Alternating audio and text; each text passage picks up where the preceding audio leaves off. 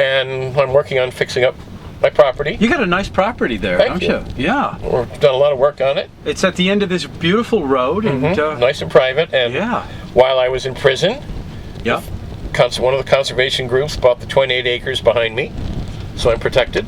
So I will not have any neighbors. My gosh. So I've lived here 31 years, and back when it was sewer bed road, and it wasn't really a road coming in this area, and you could barely get down here. And I said, someday I'm going to be happy to have chosen this place, and now I have. And now I am. That's great, But David. it's been quite an experience. Now, when you got out of jail, I got to bring this up. Sure. You were a skinny man. I regained all the weight I lost in prison. Well, when I was in prison, I was also playing racquetball twice a day. Yeah. For about an hour and a half each time, and walking the track, walking 2 miles each day, just something to do. And since I've been back, I'm enjoying cooking again, unfortunately, and not walking and putting back on the weight. So I've started swimming again, but... How old are you? I'm 62. I'm my own worst enemy when it comes to that, but... All right. At least I'm happy my addiction is not drugs or alcohol, but food. Right. Exactly. So it can be dealt with. What a nice place you got. And your little friend here is waiting for you. Yep. Oh, look. Max was so funny when I returned from prison. He looked at me like, "Do I still know you?" Oh, really? And it took him about 30 seconds, and all of a sudden he came like this and came running at me. He was so excited. Oh, gosh. He was just licking my face. In wrap up, when you think about going to prison and what that can be like for someone, I mean, it can happen to anybody. But it can be a lot worse because I was in a medical center, so it could be a lot worse. There were no gangs, so there was no gang activity, which is the problem. So people getting knifed and killed. Only one guy got killed while I was there, and that was he got into a fight with somebody for having run into him, helping somebody with a wheelchair and running into him coming down the incline. Now, and they had fisticuffs, and he had a heart attack. Oh, I see. Okay. And died like a minute later. Oh gosh. So that was the only death I ever saw. Was this a maximum security? No, not at all. Not at all. So it was like a minimum. But it wasn't a minimum. No. We had double fence, electrified fence with trucks with shotguns patrolling all the time. Wow. And they ran it fairly strictly. So you had 10-minute moves on the hour, and you had to get where you were going, and it wasn't very relaxed. You had to sign in, sign out, be where you were. If you didn't get there, you could go to the shoe. I mean, they were very strict about it. What were the guards like? Overall? There were 3 that were very friendly to me, and everybody else was an asshole. I see. And all of them laughed when they found out why I was there. Because nobody goes to prison for whale's teeth. Right, never heard of such a thing, right? And everybody thought I was a sex offender when I got there, because nobody goes to prison for whale's teeth. I see. And I was fat and old. Yeah. And a lot of sex offenders tend to look like fat old guys with big tummies, you know. Yeah, right. And if you were in another prison and you were a sex offender, you may not be able to go out in general population. That's right. They go after you know that, and you heard about that. Is that right? A couple of guys had one of my buddies that was there had been pounced on by 2 guys and had his leg broken in 17 places. Oh my gosh. So he was on a cane, hobbling, in dire pain. They would not give him his pain medications because they said they're narcotic. You know, he can't have any narcotics. It's what he needs to do the pain. Oh, that must have been. And then he sued the 2 guys. They were found guilty and given concurrent sentences, so they didn't have to serve a day more than they were already serving. And no money compensation. And he's permanently disabled. A couple of guys told me that they had gotten beaten up at other places and had to pay some guy for protection. Did you? In order to be able to go out into the general, You had to pay a little bit, right? You never had to do anything. Well, just that one guy tried to blackmail me. But that was he basically said, "A friend and I are going to beat you up unless you give us $750." And I'm not about to get beaten up. And this kid was like, you gave it to him. I gave him $150 worth of my commissary right then and there, and I was going to give him like $150 every month. And then the next day, he ended up going to the shoe because he tried to beat somebody up Whoa. He did beat somebody up, another guy down in the yard, and he had said to me, "I want to see you at 5:30." I would have been the one that got beaten up that day. When you say beaten up, what do they do to you when they beat you? He pummeled the guy. The guy's face was like gone. Wow. Well, before they broke it up. So I was very lucky that way. Did you worry for your safety a lot? I mean, was it? No. No. I had a good group of friends, and you tended to go around in a group and always be in a group, so it wasn't like I was alone somewhere. I wasn't threatening anybody. I was the nice guy. I was the one. I basically had a store in my locker for all my friends, so if they needed a Coke or any kind of candy or chips, I had it, and I didn't charge them. They just had to replace it. Okay. Most of the guys, everybody had a hustle there to earn money, who needed money, which was almost everybody. And so a couple of guys who had stores didn't like it because they weren't making money, because the guys would just come to me. Right. Because if you have a store, usually you go get 2 sodas, and then when you can, you bring me 3.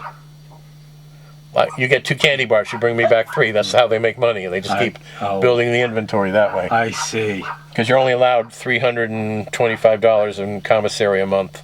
I see. But what I did is, like, what about drugs? I had money, so I bought postage stamps, and I bought copy cards. You could buy You could buy 5 copy cards. What's a copy card? To make prints, to photograph stuff in the library. Okay. Copy card cost $5.50. I was selling them for $4.50.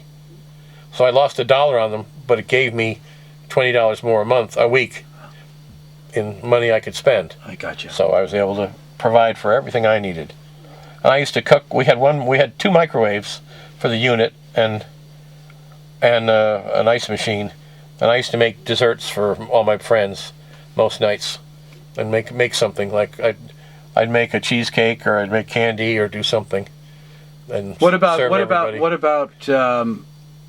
the seedier side of the scariness in the showers and stuff like that? Does that happen? Oh, of course it happens. It does? It does happen. Let's just say it did happen.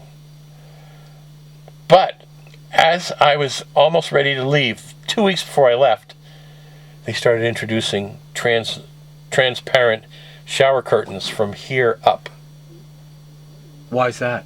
So the guard can come in and see who's in the showers. Oh. Until then, it was just a regular shower curtain. Oh my gosh. So if somebody wanted to do something, probably they could do it. Did it happen often? I don't think so. I mean, you I know one Latino guy who was getting raped all the time by a bunch of other guys, and in a way it was his hustle, because they gave him commissary and stuff. I see. And he was maybe gay anyway. Probably. The fact that he wasn't complaining, but he was in there for like 15 years. Oh my God. So it's probably his only way to earn money. But other than that, yeah. They had cameras everywhere. So a couple of guys from G Unit, which is the sex offender unit, kept getting caught in the library bathroom and in one of the classrooms. That happened on a fairly normal basis. I mean, one guy, we went to the SHU probably 6 times while I was there, because he kept getting caught with somebody. And again, eventually then they get shipped out after a while if it happens too much. Really? Where do they ship you? But to another prison. Jeez. I mean, the guy who I told you about, who had the 27 years for porn, he was in his 7th prison. And he was only 30-something years old. He was getting into trouble in every prison he went to, because he was constantly on the hustle to try and do something. So he was, anything illegal, he was doing it. You were asking, didn't see drugs. Yeah. Did not see drugs. I saw the most disgusting thing. Only saw 1 cigarette the whole time. What? Hold on, I'm going to tell you. The guards used to stand. There's one walkway, okay, with 5 buildings going up the right-hand side, and then the big building at the end, which is the library, the 2 dining halls, and then the hospital at the end, and the SHU on the right-hand side. That was sort of undercover. It almost looked like an aircraft and a terminal at an airport. But it was a concrete walkway, there was a slight incline, and then leveled out again. there were concrete spots like 10 by 12 coming off of that in front of each unit where the COs would stand. What are those? The correctional officers. Oh, okay. And so they would stand there and pull aside people if they thought they were carrying stuff from the kitchen. A lot of guys were stealing stuff from. You couldn't bring any food back from the dining hall or the kitchen. Guys were bringing all sorts of contraband back to sell. I mean, I had a guy bring me breakfast stuff all the time. People had meat, they had cheese, they had all sorts of things. And one guy had 28 pieces of chicken wrapped around his waist. And the guards just let it go, though. They obviously know it. No, but a lot of times you had your uniform on and this big coat, so they couldn't tell. You could put all sorts of stuff. You know, you put apples and things in your coat and whatever. Okay. The guards chewing tobacco, and they'd spit it out on the ground. The black guys would pick up the chaw and dry it and make it into cigarettes and smoke that. Oh my gosh. Is that not the most disgusting thing? Wow. But when you're desperate... when you're desperate. When you're desperate. So smoking is not allowed in prison? No, oh God, no. No smoking at all. That's amazing. Wow. One guy tried to make wine, the unit upstairs, and he had it in the false ceiling, and it exploded. Oh, no. He had it in a couple of jugs, and it exploded. God. So he went away for like 3 or 4 months with that. Wow. When that happens, when he goes away for 3 or 4 months, where would they take? To the shoe. To the shoe. To the shoe. Yeah. And that's just solitary. Shoe is 2 rows, 2 stories, 2 rows about. Can you talk to other 12 people? or 15. Oh yeah, guys are talking across the hall, and they're sending fish lines with magazines and things down between the units. They really are, just like in well, the you movies. take a small thing of toothpaste, then you make a fish line out of part of the threads out of your uniform, and then you shoot it underneath, because there's about this much space underneath the doors. So you shoot it down there, and then they pull in a magazine or they pull in a newspaper or whatever. But you have guys screaming in Spanish at 3 a.m. and knocking on the doors, because there are crazy people in there as well.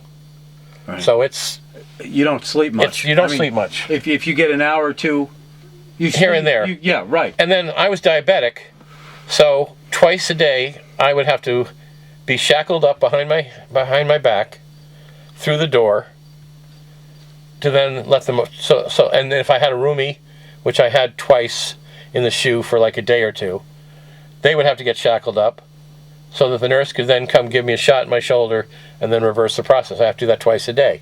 Wow. And then also you get 3 meals a day. They feed you. Then you have to get up to give it back to them. So, I mean, you're in and out of your bed. Wow. What I want to tell you, this is the way it should have been. When you say, has your life always been like this? That's my family tree. Holy gosh, look at that. Show that to people. Look at that.